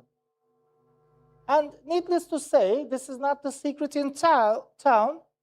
The earlier industrial model was based on specialization on the basis of comparative advantages, maybe relocating the basic manufacturing industry jobs to, for example, China, or the raw and intermediate material production to China, especially if we think through the lens of United States, Europe, such countries. And then all the business was defined on the profit markups. Okay, how much profit I'm going to make on each unit that I import. However, now the global reconfiguration teaches us we need to be resilient. We need to be looking for the security and safety and the sustainability of the value chains, not which country offers the cheaper output. You need to make sure, you may remember during the COVID, since there was a huge demand for electronic gadgets because we were all locked at home, having to attend the meetings on Zoom or Teams. There were all of a sudden scarcity of the chips, microchips. And again, just to remind you, one broken ship on the Red Sea reminded that, you know, we should have already thought about alternatives to the logistic path, which starts from maybe China or Southeast Asia, but passes through Red Sea and then reaches Europe. So now we are in a period where the changes in the global realities create demand for the Indonesian policymakers to first ask, how can we make use of these changes for the benefit of the country's growth and prosperity potential?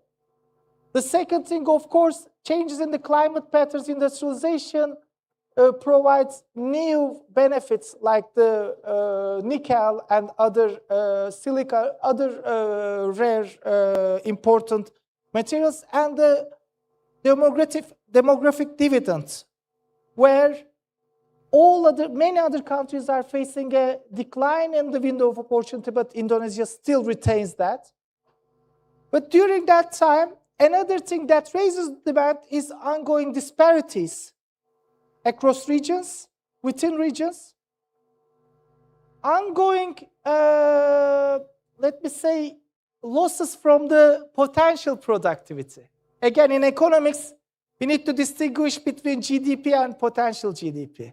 We need to distinguish between what the economy can achieve if the resources are organized and utilized efficiently, and if they are, and what is achieved currently. So, all these things simply bring us to the question of how can we assure that these new policies can lead to regional transformation, bigger aggregate macroeconomic transformation, allowing higher GDP per capita, such things, along with more equitable and equal distribution of income, both across regions, within regions, and a sustainable engagement of the Indonesian economy in the global value chains, which now values geopolitical resilience or resilience to geopolitical shocks much more than the cost advantages.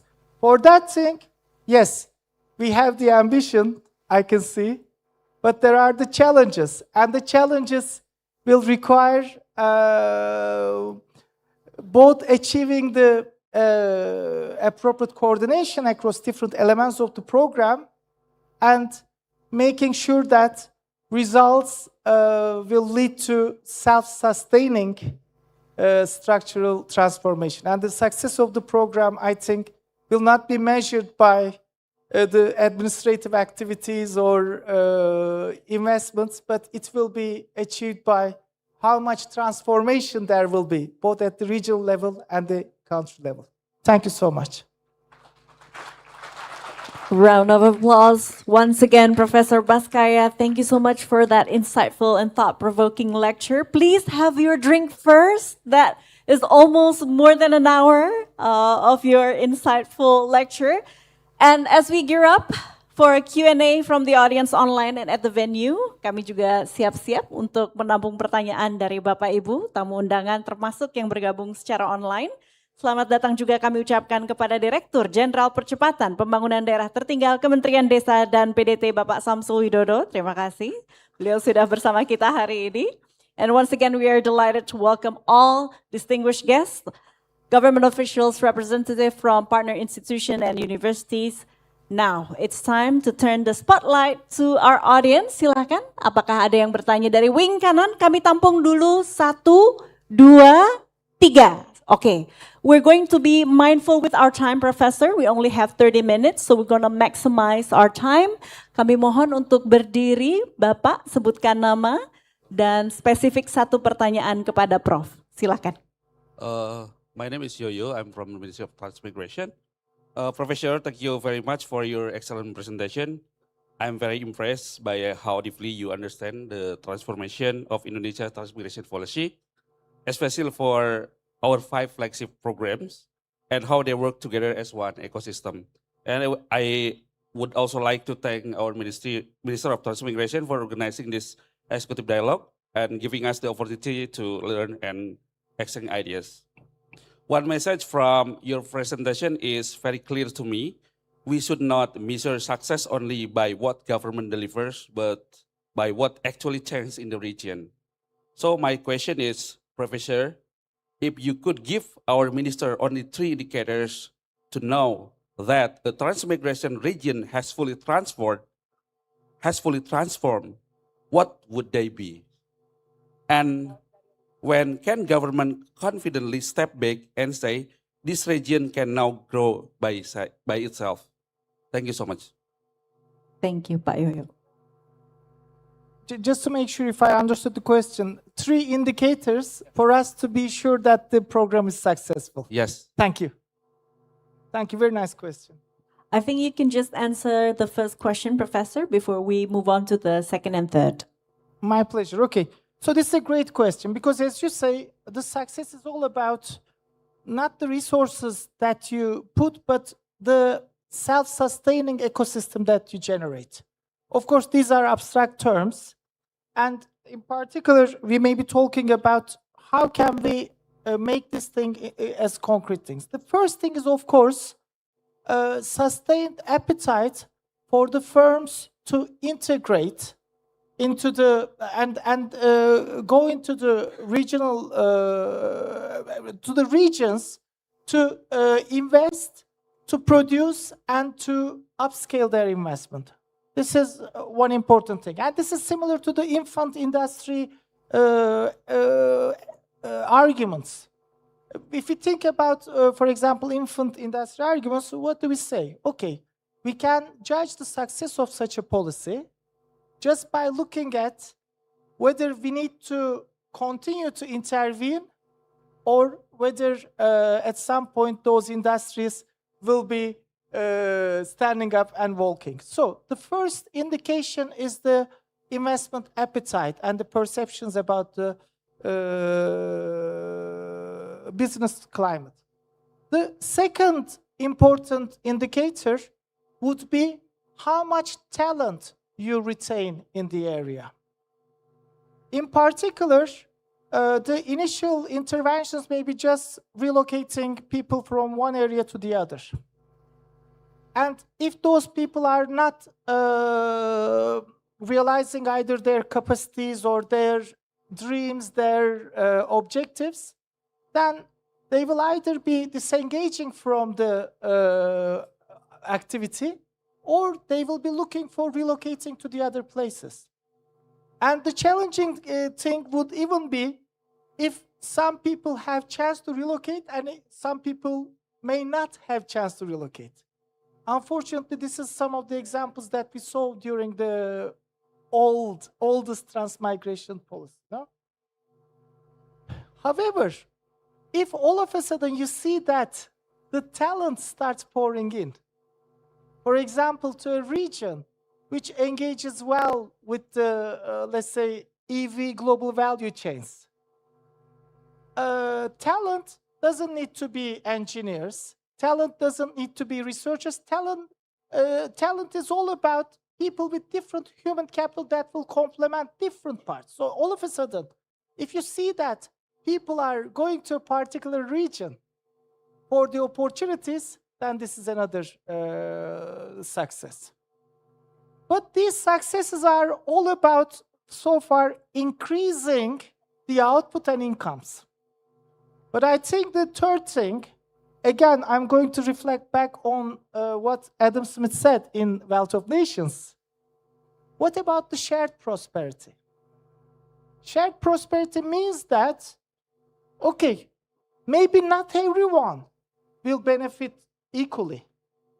Maybe some people's skill will be complemented more from those developments, and in particular, maybe some people will enjoy a higher increase in their maybe salaries or in their job security. But eventually, if we are saying that new policies bring some benefit to everyone without leaving them behind or even degrading their socioeconomic status, then the program will be achieving the building of social cohesion, community, which work towards the shared prosperity. So three things. Then the investment appetite, ability to attract and retain the human capital, and the observation of social cohesion, which simply results in joint owning of the common objectives to reach the shared prosperity. So these three things, you asked me for three. These three things are the, I think, key important things. Thank you. Excellent. I see one person from this part. Yes, go ahead. Please stand up, sir. Okay, yeah. Thank you for the opportunity. My name is Adit. I'm from Directorate General of Transmigration Settlement and Area Development. Professor Baskaya, people move for a reason. such as Harris-Todaro theory about migration decision, one of which is maximize lifetime utilities. And Lee's migration theory also say that there is a pulling factor of in area of destination that makes people move. That is not a good wage, but the facility or basic infrastructure, and or we call it amenities. Yeah, my question is, considering the real wage disparity between rural transmigration areas and big cities is still wide, how does the ecosystem, this ecosystem, KATT ecosystem, optimize the combination of non-wage such as amenities, yes, such as digital connectivity, social convenience, and community services, so that the utility value is of staying is competitive enough to withstand the impulse of migration of out of the competitive labor. This is connected. My question is connected with a bigger end goal, that is Indonesia's economic growth. As we know, is to increase GDP, is to increase investment and government spending.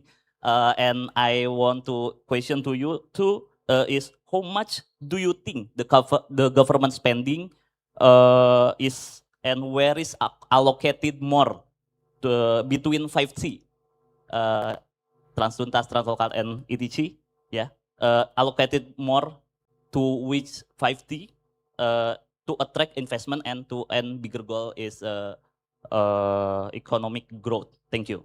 Thank you, Pak Adit. So 2 questions. Go ahead, Professor. Very good questions, and I'm just hoping that I'm going to give some answers.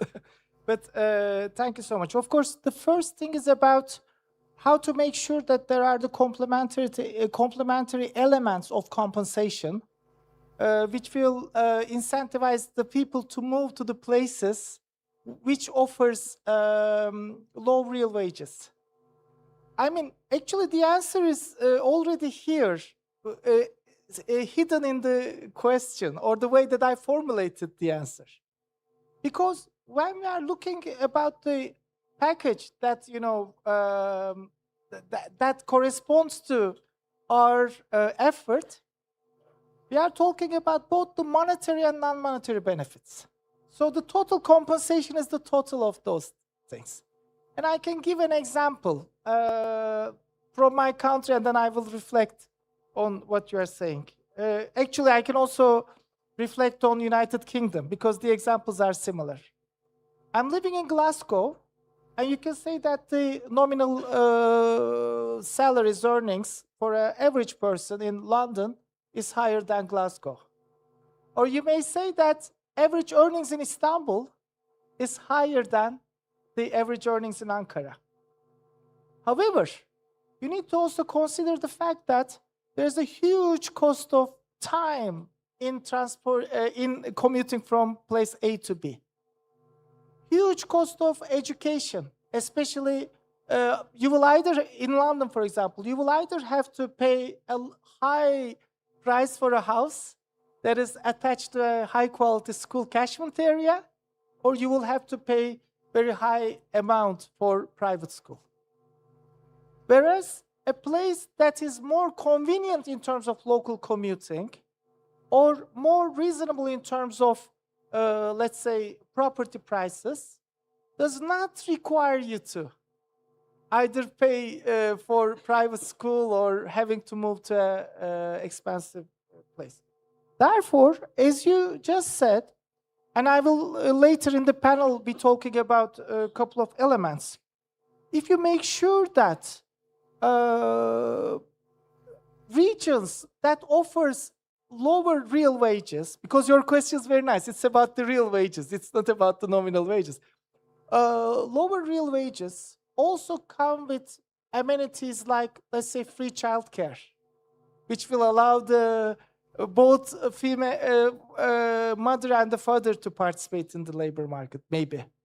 Or if it comes with high quality, low cost education, in particular the public education. Therefore, I think one of these elements of the program is the necessary coordination with the other ministries as well, to make sure that wherever a special economic zone is going, it has to be complemented with good services in education, good services in health.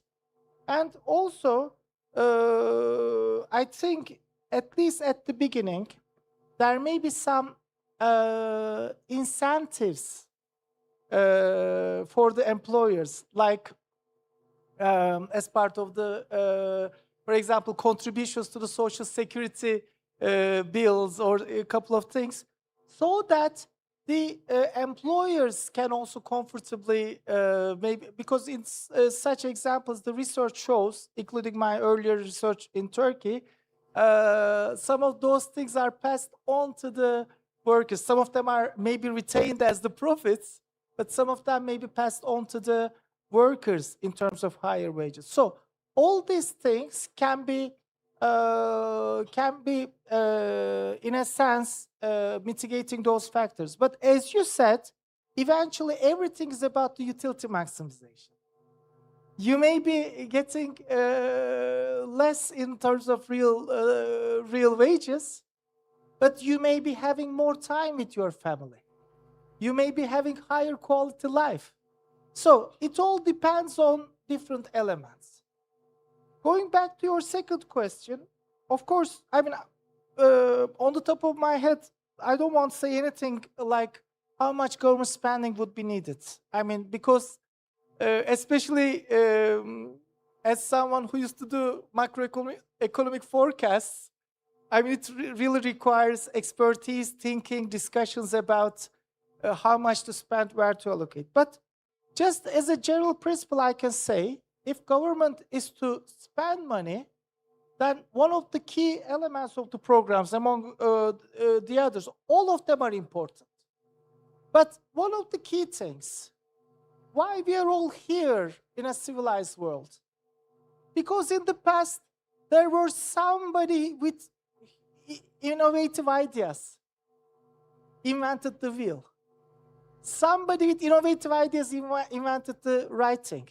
Somebody invented the need for, let's say, legal rules, things like that. So in other words, one of the key elements that brings us all here is the inherent human capital.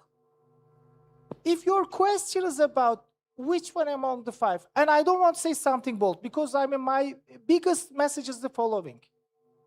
All the needs to spend depends on region, industry, whatever. But if you are just blindly implement a one-size-fits-all, of course, physical capital, for example, cannot produce human capital. But if you just go back to Da Vinci, Newton, James Watt is also another University of Glasgow alumni, we can simply say that human capital can build into physical capital. So therefore, I think a naive answer would be education and therefore patriot. Okay? Lovely. I can see one lady on the middle section. Yes, we're going to give you the microphone. Please stand up. Say your name and the question, please, madam. Hello, my name is Esther Siastuti. I'm a lecturer from University of Diponegoro. That's very interesting lecture, Prof. Bachaya. And I think I really agree about your statement that the most key successful factors from the program is not where can people move, but which complementary between people, place, and ecosystem. So regarding on this program, as I know that this Transmigration program already existed since I was a kid, yeah. So, but based on the data, we see that we have a Gini ratio still in 0.37, 0.38. It means that regional disparities still exist in Indonesia. So the main objective of this transmigration program in the beginning is how to move from people from Java Island, which have a high population density, to outside Java Island. However, as we know that President Prabowo has economic growth is 8%, for me that's a very ambitious target, yeah. However, so I see that the most important thing is how to coordinate amongst those government bodies. But we see that this program, I think doesn't relate from this ministry to another ministry. So, for example, if we talk about the program, Patriot and etc., and I think we should correlate with the downstreaming industry roadmap. We already identify 8 sector, and we already identify 28 commodities. And I think this is because we have big challenges on how to deal with institutional matters. So we have abandoned regulation not synchronized between the national level and local level and etc. etc. And I would like to ask you, from your experience from those countries, Malaysia, Vietnam, Morocco, Brazil, and etc., which one maybe best practice, yeah, from those countries when they deal with the international matters? Thank you so much. Thank you so much, Madam Esther. So, best practices of interministerial coordination. So, I will be quite superficial in the following sense. Of course, I did not look at the degree of interministerial coordination in Malaysia or Vietnam, but I can just look at the final output. And it's a country also I've been to a couple of times and engaged with the policymakers. I think Morocco, in terms of both identifying the opportunities and mechanisms for, first of all, attracting a key anchor investor very sustainably, very successfully, in a way that generates also an ecosystem of, that's why I called it ripple effects. Because if it's automobile industry, especially with high intensity of domestic components, like the engine transmission, then you are generating thousands of other small businesses, not only feeding into the car manufacturing, but also the logistics.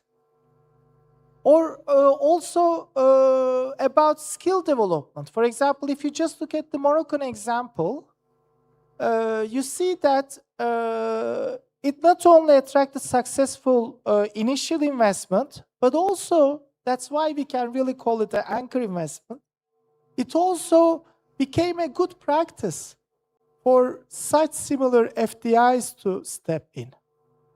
As I said, I did not in detail look at the degree of coordination across the ministries within each country, but if I just look at the end product, then I think Morocco is one of the, if I may not say the best practice, I can easily say a good practice that Indonesia may reflect on. Okay. Thank you. We probably have one last question, and I'm going to take this from our online participants. And it's lovely. It's coming from one of our patriots, Professor. He is based right now in Fakfak, West Papua. So I'm going to make it very short and concise. What minimum infrastructure and institutional conditions should be established before transmigration linked industrialization can realistically take root without displacing or marginalizing local communities? Yes, we captured it on Zoom, but I'll make it very concise at the end, just to make sure that you have time to elaborate. I mean, when we talk about the infrastructure, of course, we immediately think about buildings, bridges, roads, railways, dams, things like that. One of the key infrastructure is, this is something that comes to our mind maybe as a secondary, but one of the key infrastructures is the knowledge. And the key infrastructure that we need for us, because the question is about the first element of the infrastructure. The first element of the infrastructure is, I think, the government's organizational capacity to identify the regional challenges, identify the opportunities, identify the gaps between the, as I said, the local characteristics and the opportunities to tackle the customized region-specific or the industry-specific things. Therefore, when we talk about the infrastructure, again, this is similar to my question or answer earlier. The machinery does not make the human capital, but the human capital does make the machinery.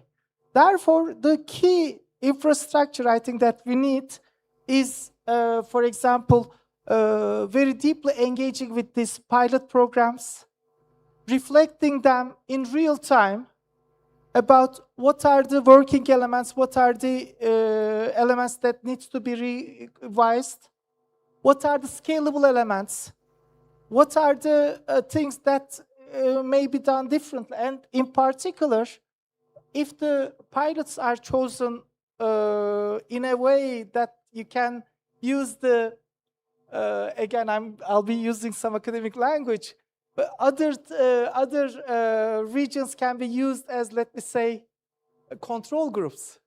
Because you may think about the counterfactuals. How are you going to measure that your policy has been successful? By looking at another region that looks very similar to the one that was subject to the pilot,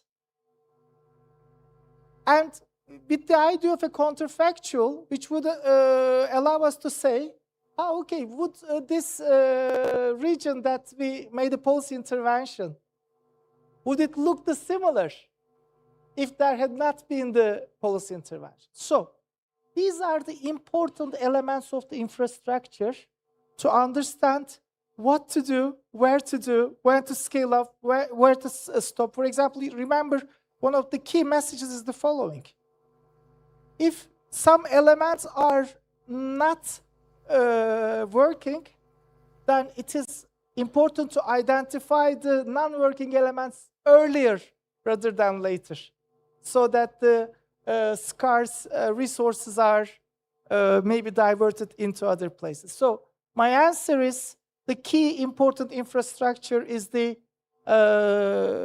institutional structure in the country to identify the problems, to tackle the solutions, and hopefully to reflect on what to do next. Structure to identify. I hope this answers your question. Muhammad Junaid from Weri Saharai, Fakfak, West Papua. And unfortunately, that's all the time we have today. Big round of applause, ladies and gentlemen, for Professor Baskaya. And to express our sincere gratitude, may I now invite to the stage His Excellency Minister M. Iftitah Sulaiman Surya Nagara to present a token of appreciation to Professor Sonar Baskaya.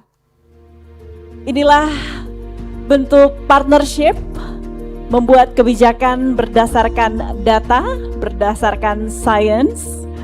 And therefore we would like to express our sincere gratitude, Professor Sonar Baskaya. Thank you so much.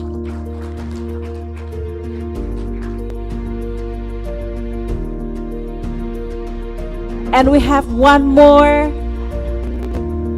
for you to take home. This one is a musical box from Indonesia. Thank you once again, Professor, for the thought-provoking, insightful lecture today. 3, 2, 1, capture. Yes, please join us on the floor as we're going to have a group photo with all participants. Bapak Ibu, kita boleh wifi sejenak dengan Pak Menteri dan Profesor. I'm going to join you on the floor, Professor. Boleh di sisi kiri, tengah, dan kanan panggung boleh berdiri. Bapak Ibu, kami undang untuk kita tunjukkan semangat gotong royong, kita tunjukkan semangat partnership hari ini untuk cita-cita Indonesia terbang jauh lebih tinggi lagi, tidak hanya untuk tahun ini, tapi juga tahun-tahun berikutnya. Kita berikan senyum paling semangat terlebih dahulu Bapak Ibu. Untuk Indonesia, 3, 2, 1. Sekali lagi. 3, 2, 1. Terima kasih, boleh tepuk tangannya untuk Bapak Ibu sekalian. Thank you so much for your enthusiasm, for your focus and your partnership for Indonesia, for prosperous Indonesia today and tomorrow. Ladies and gentlemen, it is time for a quick lunch break. It is an opportunity to connect with your fellow participants and continue this conversation from today. And lunch is served at the foyer. We look forward to welcome you back here at 1:30 p.m. sharp with our very first panel discussion, focusing on human capital push and pull factor for migration to transmigration areas and useful knowledge spillover. I'm Puri Anindita. See you at 1:30 and enjoy your lunch. Sampai jumpa.